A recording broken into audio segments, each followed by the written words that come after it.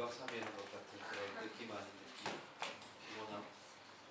자, 우리 옆 사람과 앞뒤 사람 좀 어깨 좀 주물러주고 기지개를 좀 펴고. 저는 볼륨 조금만 더 올렸어요.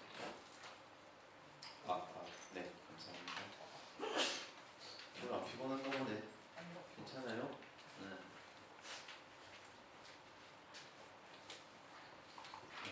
저는 여러분에게 말씀으로 힘을 드리고 카페인에 힘을 드렸으니까 이제는 너희들 알아서 하세요. 네.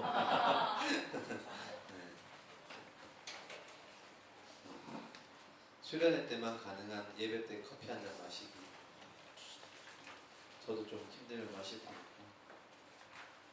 자, 어제까지 했던 거 잠깐 복습하면서, 복습을 꼭 해야 돼요. 그래야지 연결 그 고리가 있거든요. 그래서 어제 2장을 잠깐 저녁에 봤는데 2장에서 우리는 가장 중요한 예수 그리스도에 대해서 살펴보았어요. 그래서 예수 그리스도를 논하다라고 했을 때 이것을 이제 우리는 기독론이라고 불렀는데, 예수님이 어떤 존재이고 어떤 사역을 하셨는지, 왜 이 땅에 오셔야만 했는지에 대해서 우리가 몇 가지 나열을 해보았어요. 첫 번째는 날 위해서 십자가의 죽음을 감당하시기 위해 오셨다. 하나님은 사실 창조라는 어떤 그림자 속에 구속이라는 개념을 감추어 주셨고, 그것을 예수 그리스도를 통해 회복시키시는 모습들을 보았어요. 그리고 두 번째, 구원만이 우리의 어떤 그 경점으로 찍고 갈 때 우리 이 땅에서 삶의 어떤 그런 삶의 가치가 없을까, 구원받기만 하면 되는 것일까 라고 했을 때, 우리 이 땅에서 주시는 하나님의 부요함이 있었지만, 어제 제가 미처 말하지 못했던 것은, 그 부요함이라는 것은 세상이 말하는 어떤 복된 가치를 얘기하지는 않았어요. 남들의 밑에서 겸손하고 섬길 줄 알고 비방하지 않는 것들, 그런 마음들이 진짜로 예수님을 닮아가는 어떤 그런 모습들이고, 이 땅에서 세상이 주지 않는 그런 진짜 유익함이 있다라고 얘기를 했어요. 그러면서 마지막, 예수님은 그런 것에 있어서 온전히 자발적인 순종으로 우리 앞에 오셨다라는 거. 우리가 위험성이 있음에도 불구하고 하나님이 우리에게 자유의지를 주셨다는 것은 그 의지를 가지고 하나님께 온전히 다가설 수 있기를 원한다는 거죠. 그래서 신앙이 무엇인가에 대해서도 우리가 늘 살피는데, 하나님 중심적인 신앙에서 우리가 결국 그 하나님께, 우리가 하나님 사랑을 깨달으며 우리가 온전히 반응하는 모습들이 이제 우리의 믿음이 되고 신앙이 될 거예요. 그래서 그런 모습들을 우리가 갖추어 갈 때 예수님을 그렇게 하셨던 것처럼 하나님도 우리를 끝내 회복의 자리에서 만나주실 것이다. 영광의 자리에서 내려가는 것 같지만 올라가는 그런 역전의 모습들을 보게 될 겁니다. 그래서 마지막에는 우리가 이 얘기를 했어요. 예수님에 대한 우리의 지식과 어떤 믿음이 우리의 어떤 이 안에서 틀에서 멈추는 것이 아니라 흘러나가야 된다고. 우리 세상 가운데 영향력을 끼치는 이제 그리스도인으로 나가야 되는데, 그러면 이제 우리가 나가려면 우리가 가지고 있는 무기가 뭔지 좀 알아야죠. 그래서 두 번째 공감 시간은 이제 세상에서의 진정한 권능이라는 거, 힘이 뭘까, 파워가 뭘까, 이건 세상과 맞서 싸워 이기겠다라는 의미보다는 세상 가운데서 우리가 어떻게 영향력을 끼치며 살아갈 것인가 라는 거거든요. 그래서 3장의 말씀을 통해서 우리가 바울은 어떻게 그 세상과 마주했는가, 그 모습들을 좀 보려고 합니다. 자, 3장 4절부터 시작할 거고요. 자, 살펴봅시다. 이제 3장 4절부터 11절까지 볼까요? 자, 힘을 내서. 4절은 우리 자매님들이, 5절은 형제님들이 번갈아 가며 읽겠습니다. 같이 4절 먼저 읽을게요. 시작. 그러나 나도 육체를 신뢰할 만하며 만일 누구든지 다른 이가 육체를 신뢰할 것이 있는 줄로 생각하면 나는 더 그러하리니, 나는 하나님의 하늘을 받고 이스라엘 족속이요 베냐민 지파요 흰인 중에 흰인이요 율법으로는 바리새인이요 열심으로는 교회를 박해하고 율법에 이르는 성이 없는 자다. 그러나 무엇이든지 내게 유익하던 것을 내가 그리스도를 위하여 다 해로 여겨주더라. 또한 모든 것을 해로 여기면 내 주 그리스도 예수를 아는 지식이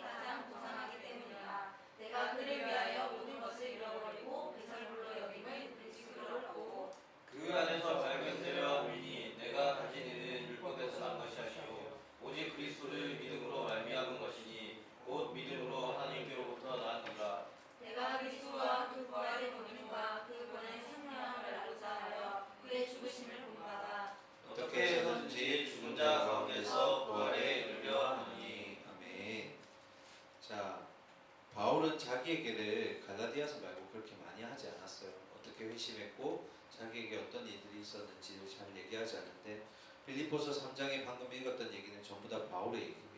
그러면 바울이 지금 어떤 얘기를 하는가 한번 볼게요. 4절 봅시다. 그러나 나도 육체를 신뢰할 만하며 만일 누구든지 다른 이가 육체를 신뢰할 것이 있는 줄로 생각하면 나는 더욱 그러하다. 무슨 의미일까요? 어떤 의미일까요? 육체를 신뢰할 만하다는 게 무슨 의미일까? 자랑할 게 많다. 근데 그냥 자랑 정도가 아니라 뒤에 뭐라고 돼 있어요? 더욱 다른 이가 육체에 신뢰할 것이 있다 라고 얘기하면 나는 뭐하다고? 더욱. 우리 식으로 해석하면 야 외적인 조건이라면 나는 이 정도는 돼 하고 지금 얘기하는 거예요. 다른 사람하고 비교해도 나는 이 정도는 돼. 네. 그러면 바울이 가지고 있는 외적인 조건이 쭉 이제 나올 거예요. 하나씩 봅시다. 5절. 나는 8일 만에 뭘 받았다고요? 할례. 지난번에 한번 얘기한 적 있어요. 유대인들에 있어서 정체성을 지켜주는 세 가지 근간이 되는 것. 성전, 할례, 성전. 율법. 역시 정순장 이제 이 명칭을 바꿨어요. 정총무에서 정순장으로. 네. 할례, 율법, 성전 이 세 가지가 유대인을 유대인으로서 만들어주는 세 가지 밑받침이 되는 거예요. 그들의 정체성을 지켜주는. 그런데 지금 자세히 보세요. 율법을 지금도 지키고는 있는데 누구를 몰라요? 율법의 주인 되시는 예수님이 누군지 몰라요. 그가 완성하셨다는 것도 믿지 않아요. 그죠? 할례. 여전히 그들은 할례를 강조해요. 그런데 지난 우리 사도행전을 통해서 바울이 뭐라 했어요? 누구지? 스데반이 뭐라 했어요? 너희는 할례 받았지만 할례 받지 못한 자들이다. 이렇게 얘기했어요. 성전은 어떻게 됐어요? 지금 문이 닫혀 있죠. 거기는 하나님이 없어요. 그러니까 유대인을 유대인답게 만들어준다고 생각했던 이 세 가지 속에는 사실 엄폐가 있는 거죠. 엄폐가 있는 거예요. 그래서 어쨌든 이 바울이 이 당시에 자기가 할례를 받았다고 얘기하는 이 근거 첫 번째는 뭐냐면 나는 유대인들을 진정한 아브라함 시대 때부터 시작한 그 할례의 족속이라는 거예요. 정통, 혈통이라는 거예요. 아브라함 때부터 할례가 유대인들로부터 시작되잖아요. 근데 이 세 가지가 결국 신약 성경에서 우리가 매번 보지만 그들로 하여금 자꾸 선민의식을 가지게 하는 아주 조금 더 방향성을 잘못 가지고 나아가는 모습들을 보게 돼요. 자, 그 다음에 할례를 받고 할례는 뭐 이 정도만 하면 될 것 같고 그 다음에 뭐예요? 이스라엘 족속이다. 자, 이스라엘 원래 누구의 이름이에요? 야콥, 그죠? 야곱. 어디에서요? 열심히 외삼촌 라반의 집에서 수십 년간 일을 하다가 내려오다가 어느 강가에서 야복 강가에서 하나님을 만나고 뭘 해요? 씨름을 하게 되죠. 그래서 야곱이 끈질기게 하나님 메시지를 주지 않으면 나는 하나님 보낼 수 없다. 그래가지고 하나님이 그에게 새로운 이름을 주시잖아요. 이름이 이스라엘. 무슨 뜻이에요? 하나님과 겨루어서 이겼다. 이런 뜻이에요. 자, 그러면서 이건 그냥 단순히 이름의 의미가 아니라 이때부터 이스라엘이라는 명칭이 시작되면서 이스라엘이라는 족속이 만들어지기 시작해요.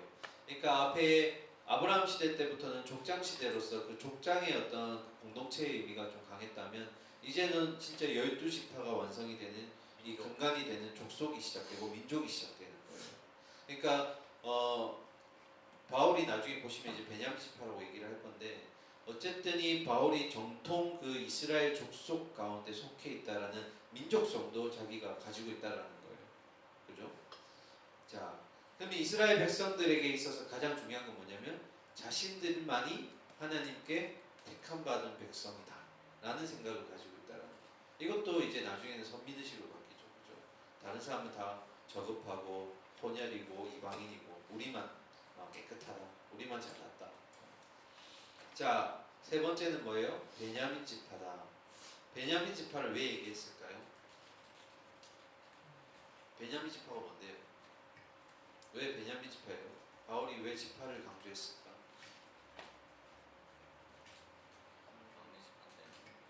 그렇게 많은 지파. 예수님은 어느 지파에서 태어나셨어요?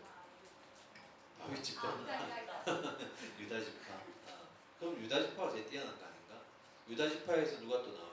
다윗이 나오잖아요. 그러면은 왜 갑자기 베냐민 얘기를 했을까? 베냐민 지파에도 사실은 훌륭한 인물들이 많아요. 이스라엘의 가장 초대왕 사울. 사울 베냐민 지파고. 죽으면 죽으리다. 누구예요? 에스더. 에스라 큰일 날 에스더. 그리고 그의 삼촌격대는 모르게 다 베냐민 지파예요. 가문의 우월성을 얘기하는 거예요. 자신의 지금 혈통에는 이런 민족적인 굉장히 뛰어난 사람들이 있다. 베냐민 지파도 굉장히 뛰어나다라는 거예요. 자, 그 다음에 이제 네 번째. 그냥 히브리인이라고 얘기하지 않고 히브리인 중에 히브리인. 우리 히타를 이제 꺼도 될 것 같아요. 조금씩 눈들이 풀려가기 시작했어. 히브리인 중에 히브리인은 무슨 말일까? 우리 여름 수련회 때 제가 히브리인에 대해서 잠깐 소개를 해드렸던 것 같은데 히브리인의 뜻이 뭐예요? 히브리 사람. 히브리라는 말을 오해하시는 분들이 많아요. 히브리 말을 쓰고 히브리 문화를 한 사람 히브리라고 하지 않아요. 들은 거 같지? 본토 유대인. 본토 유대인 아니에요. 이거는 아브라함과 관련이 있어요.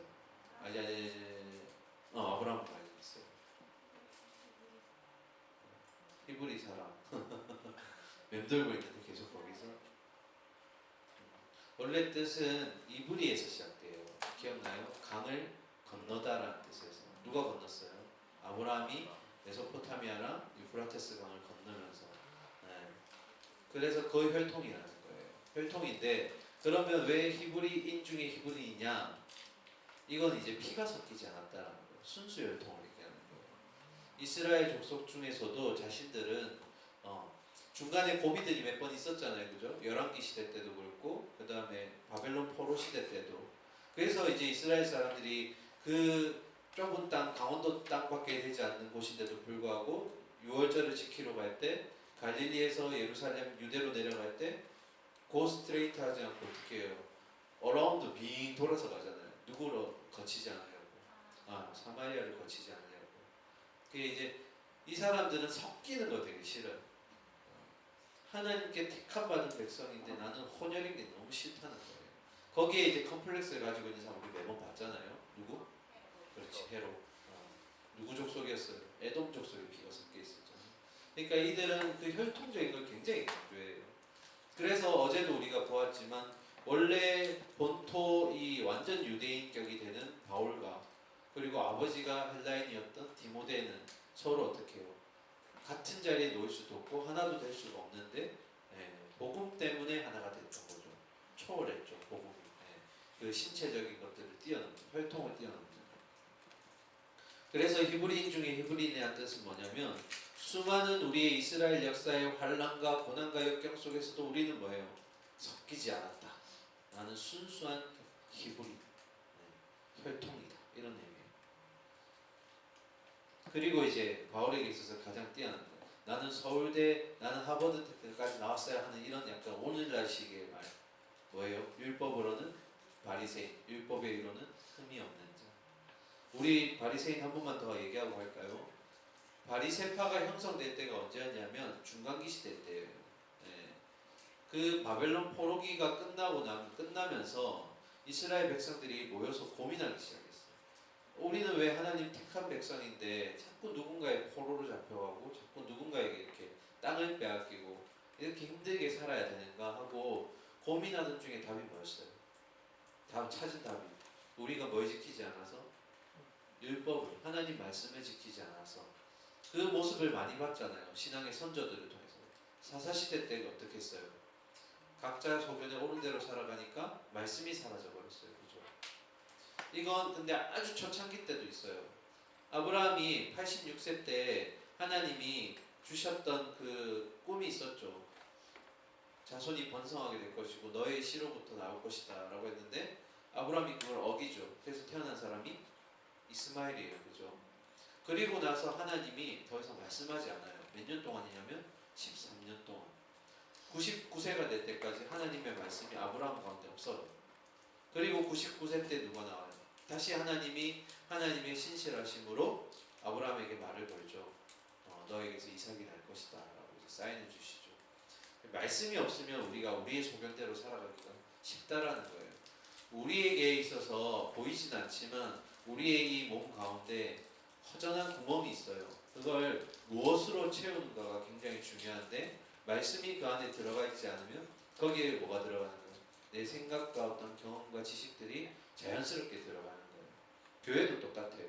교회 안에 말씀이 움직이지 못하고 살아있지 못하면 거기에 이제 다양한 사람들의 의견들이 막 들어오기 시작하는 거예요. 자, 그래서 이제 타락되고 얼룩된 그런 자기들의 모습들을 보면서 안 되겠다. 구별되게 살자. 말씀대로 살자. 이렇게 해서 시작했어요. 누가요? 바리새파가, 바리새인이. 그래서 처음에 바리새인의 의미는 좋은 의미가 있었어요. 페루심이라는 단어. 구별된 자. 또 있어요. 하시딤이라는 단어. 분리된 자. 하기오스라는 단어가 거룩한에서 시작하거든요. 거룩한 자들. 또 이런 의미가 있었는데 문제는 뭐냐면 이 중간기에 이제 마카비 혁명이라고 있고 뭐 중간에 이 역사가 진행돼요. 그러면서 점점 이들이 방향성이 지금 삐뚤어지기 시작해요. 어떻게 삐뚤어지냐면 같이 잘 지키자고 했는데 나만 지키고 있는 거야. 찬호는 안 지키고. 그럼 내가 가서 찬호한테 뭐 하는 거야? 야, 넌 지키는데 왜 넌 안 지켜? 이러면서 뭐 하게 돼요? 정죄하게 돼요. 그러니까 나중에는 어떻게 돼요? 이걸 하는지 안 하는지 막 찾아다니면서 서로 보는 거예요. 의심하고. 그런데 여러분 알다시피 율법이 총 몇 개예요? 613개예요.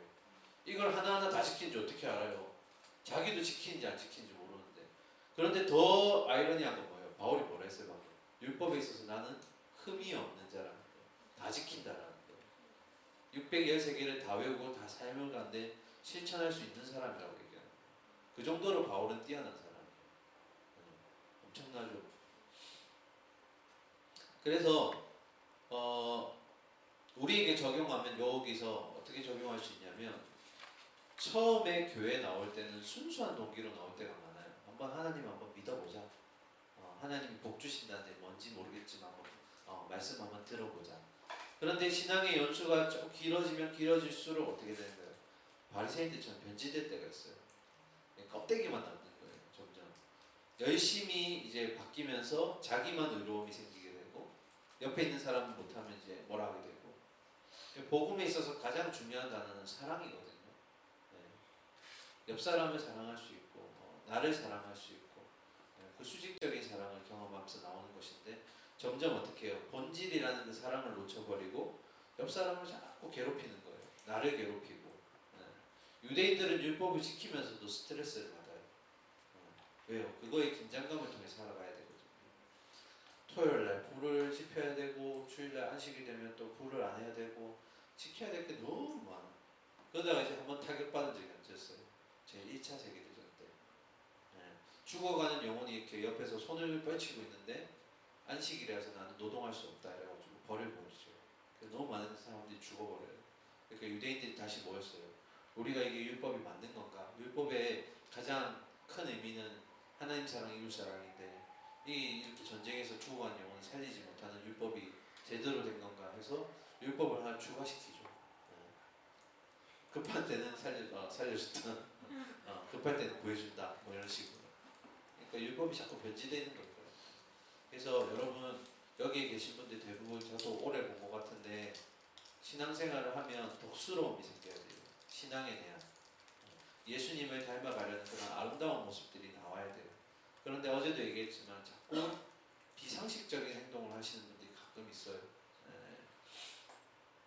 막 이렇게 비교하고 여전히 세상의 것들을 가지고 교회로 들어와서 이렇게 추궁하고 교회 한 주라도 빠지면 막 진짜 죽는 것처럼 얘기하고 빠지면 안 되지만 또 그렇다고 해서 어떤 사람의 사정을 들어보지도 않고 막 비난하고 자기의 시각으로 뭐라 하고 이렇게 하시면 안 되는데 자 그러면서 바울이 마지막 자기의 동기를 어디서 찾냐면 열심으로는 뭐 했다고요?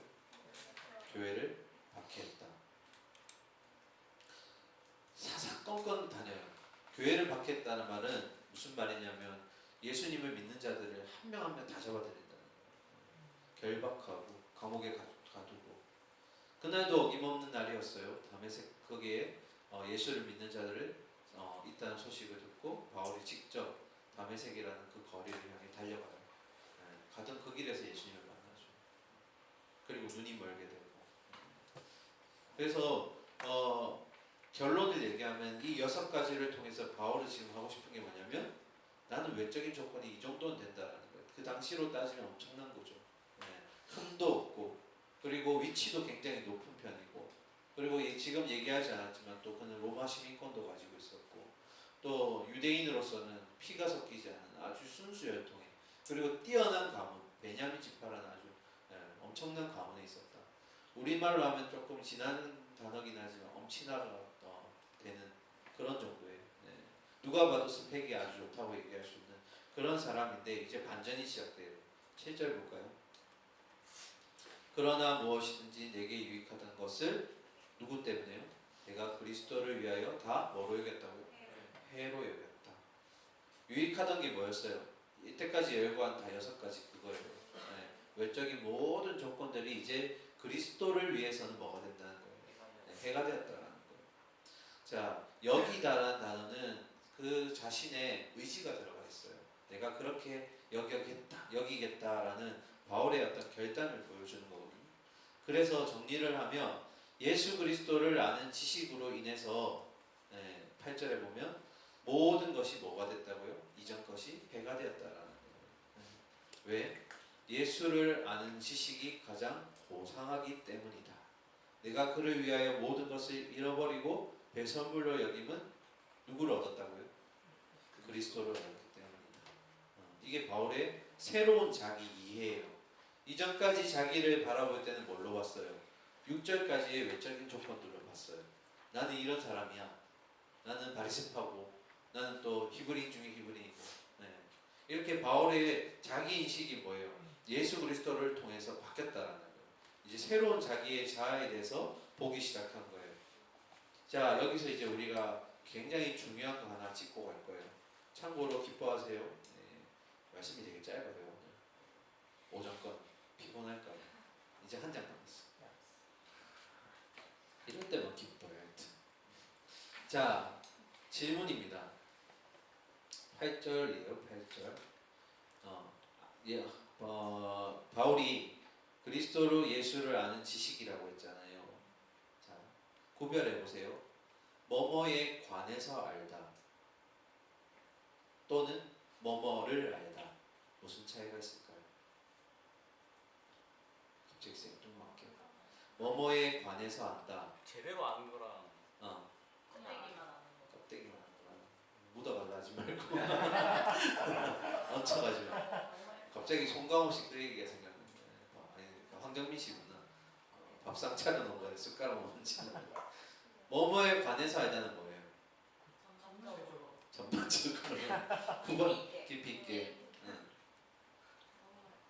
딱 2개를 구별하는 게 뭘까?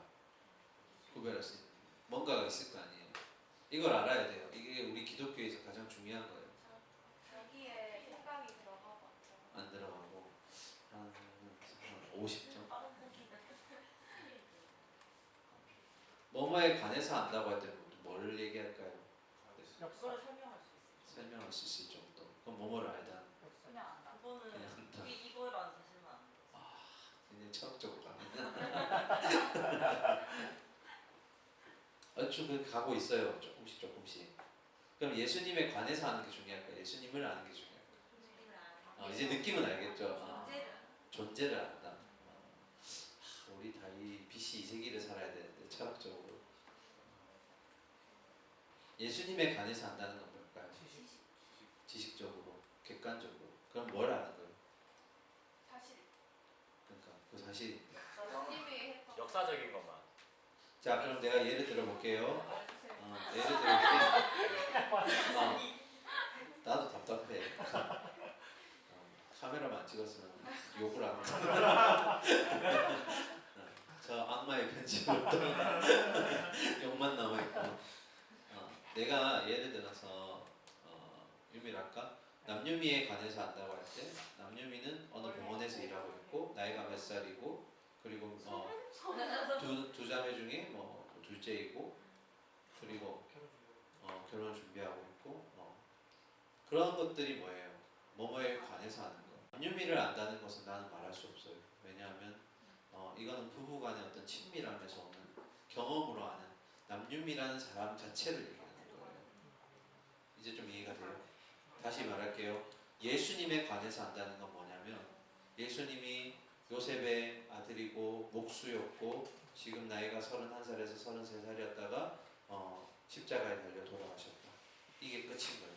이런 정보들을 알아야 돼요. 그런데 예수님을 안다는 것은 저번에도 한번 설명했죠.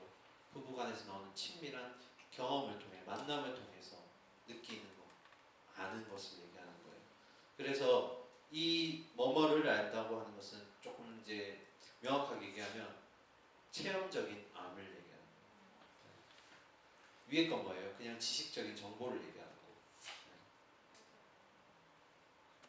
뭐뭐에 관해서 안다는 것은 단순한 지식이나 이론이나 정보를 알아내는 지식적인 정보를 아는 거예요. 그냥 외적인 것들. 그런데 뭐뭐를 안다는 것은 뭐예요? 직접적인 관계에서 나오는 좀 더 정확하게 얘기하면 주관적인 알미예요. 내가 아는 예수님, 내가 경험한 예수님. 근데 바울은 관해서 안다고 그랬어요. 을 안다고 그랬어요. 예수를 안다고 그랬어요. 그럼 바울이 지금 알려주려고 하는 예수님은 누구의 예수님이에요? 바울이 경험한 바울의 예수님인 거예요. 그 예수를 경험하고 나니까 다른 것들이 다 뭐라고요? 해로 배설물로 여겨지다라는 거예요. 교회를 오래 다니면서 우리가 착각하는 게 뭐냐면 우리가 신앙의 지식이 많거나 성경에 대한 지식이 많은 게 우리의 믿음처럼 포장될 때가 있어요. 근데 정작 예수를 만난 적은 없어요. 이게 가장 우리 큰 딜레마가 되는 거예요. 늘 예수님 우리 예배에 오셔서 만져주시고 만나주시고 막 이런 얘기를 하는데 돌아갈 때는 그냥 말씀만 깨닫고 돌아가는 경우가 많다라는 거예요. 예수님이 오셔서 예배 가운데 만나주시고 어떤 우리에게 감동을 주시고 이런 것들을 기대하며 들어왔는데 나갈 때는 뭐예요? 이 말씀이 이거구나 그냥 깨달음만 있고 돌아가는 거예요. 그 말씀을 통해서 나에게 예수님이 어떻게 다가오셨고 어떻게 만나주셨는가가 중요한데 수많은 설교를 들어서 그 지식이 우리가 자랑거리가 될지 모르겠지만 바울에게 대입해서 보니까 그게 오히려 해가 되는 거예요. 많은 지식이 오히려 예수를 아는 것에 대해서 방해를 하는 거죠. 우리 예수님 딱 떠올릴 때 자기만의 표현할 수 있는 단어가 있어야 돼요. 내게 예수님은 어떤 분이십니다. 근데 우리가 예수님 누구예요? 이러면 대부분 나사렛에서 태어났어요. 30살 때까지는 어떻게 사셨는지 잘 몰라요. 십자가 지시기 위해 오셨어요. 그 다음에 십자가 지고 돌아가셨어요. 부활하셨어요. 이런 것들은 믿지 않는 사람들도 알아요. 하도 많이 들어서. 그런데 이 기독교에 있어서 가장 중요한 건 뭐냐면 예수님과 나와의 인격적인 만남이거든요. 그분이 나를 위해서 돌아가셨다는 게 그냥 단순한 지식이 아니라 어떤 그런 마음속의 울림과 성령의 감동이 같이 임해야 되는데 그래서 이제 마지막 질문이 뭐였냐면 결국 여러분이 지금 하고 있는 게 종교생활인지 신앙생활인지 구별해야 된다는 거예요. 종교생활은 뭐예요? 하나의 취미 같은 거예요. 그리고 또 한 가지 일주일에 한 번 교회 나오다 안 나오면 죽을 것 같은 약간 그런 찝찝함 그런 게 종교생활인 거예요. 내가 주일날 어디 교회 예배 안 하고 산에 올라갔다가 산에서 막 떨어질 것 같은 막 그런 불길한 얘기. 예전에 그런 고백하는 사람이 있었어 진짜. 병원에 실려가가지고. 전합니다. 저는 확실히 1번 맞다 이제 아니었고요.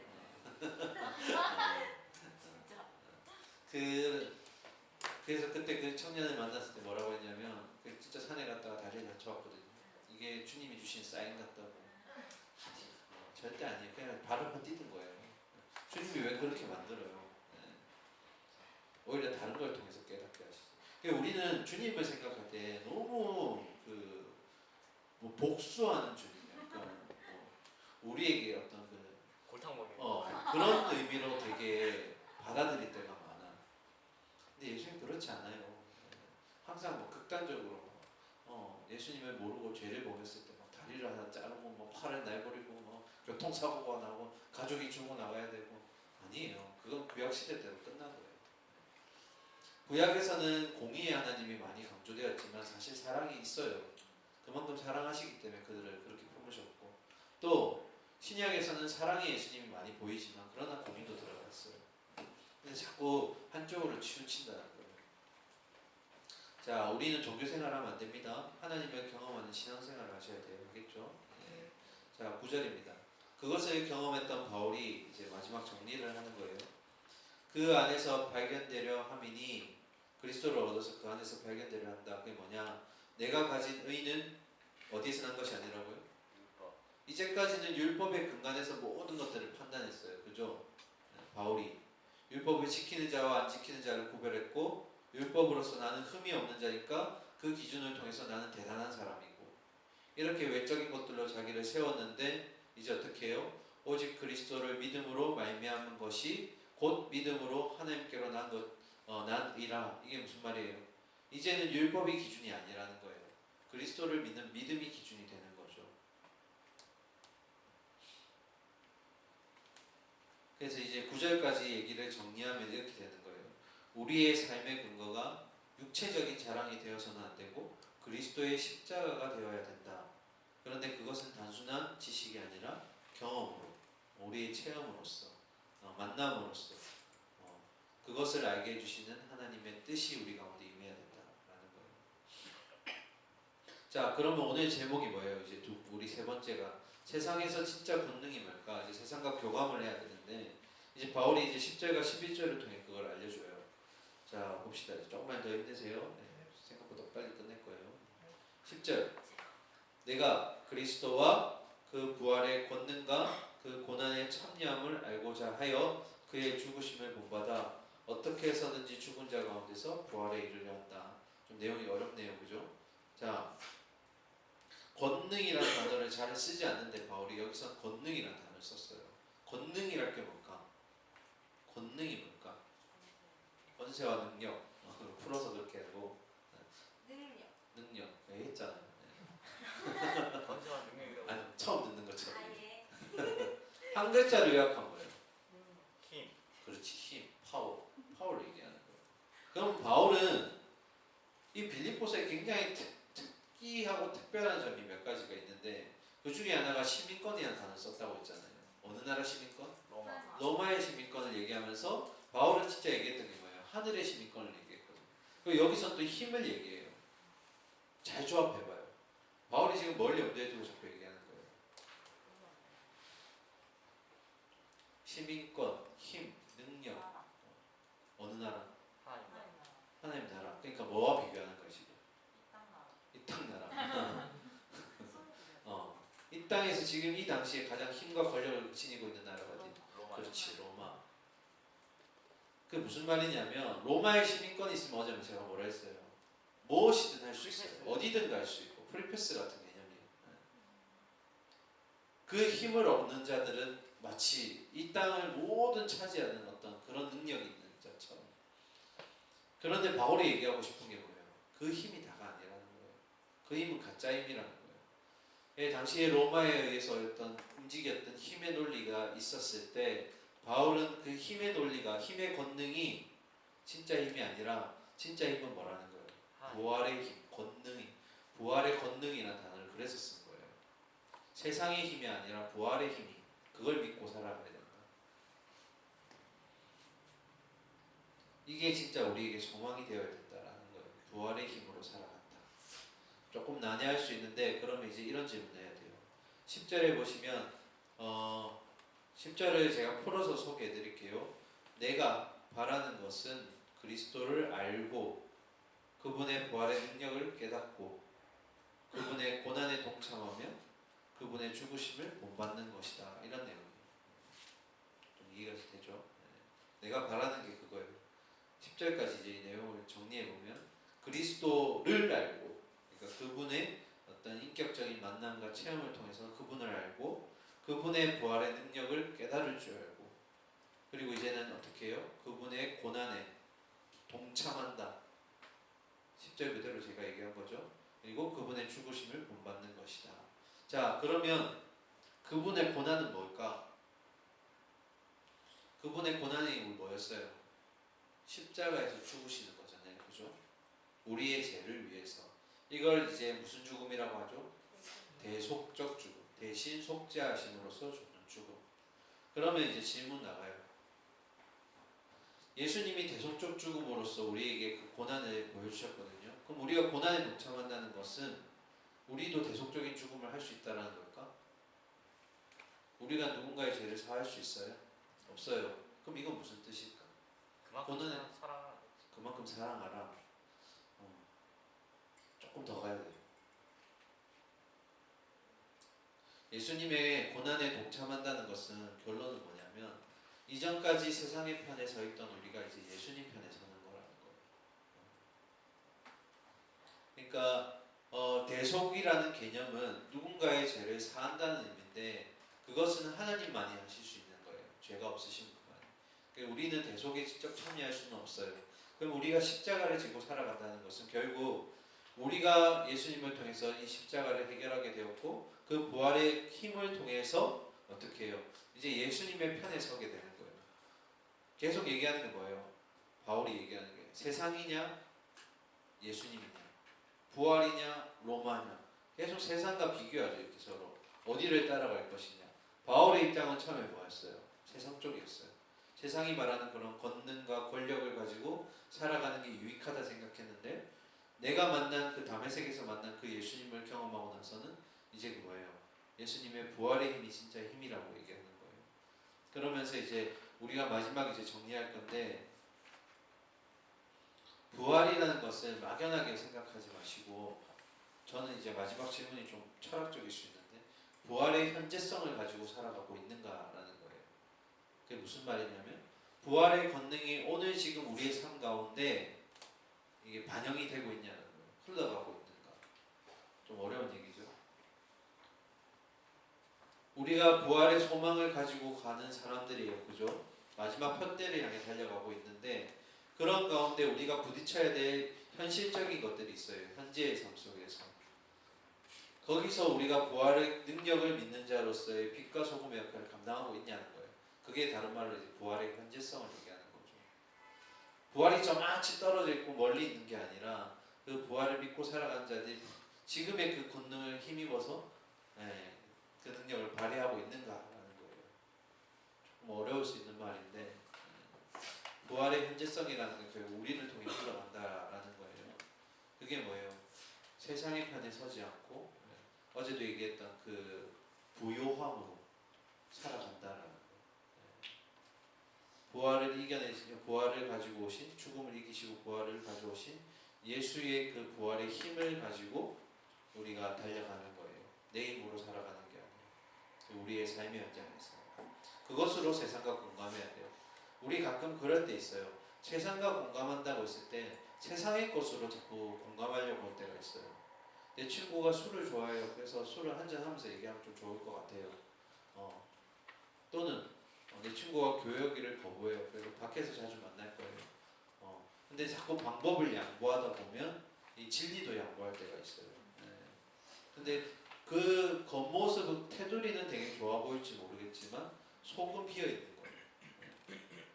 그래서 양보하는 것도 어느 정도여야지 다 밀려나가면 안 돼요. 너무 타협해버리면 안 된다는 거예요.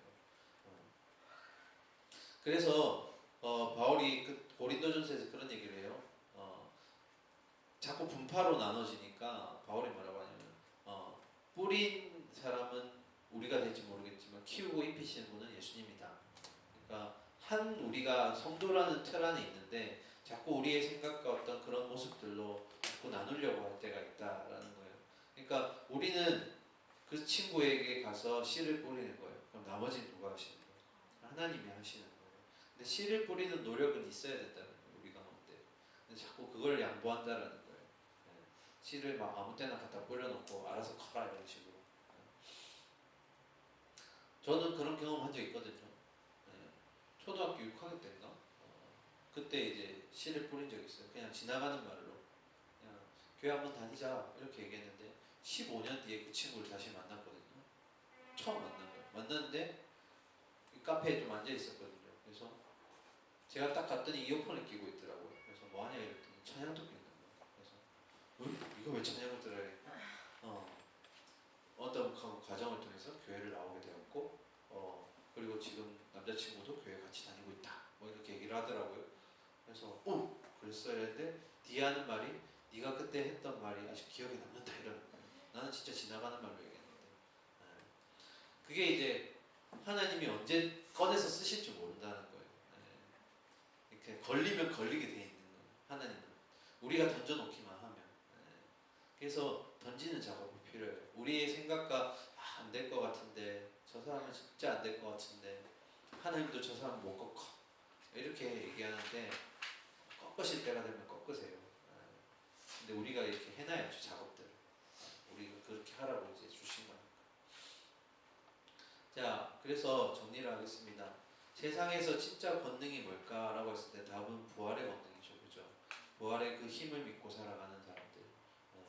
이렇게 얘기하면 너무 추상적일 수 있는데 부활의 현재성을 가지고 살아가야 된다.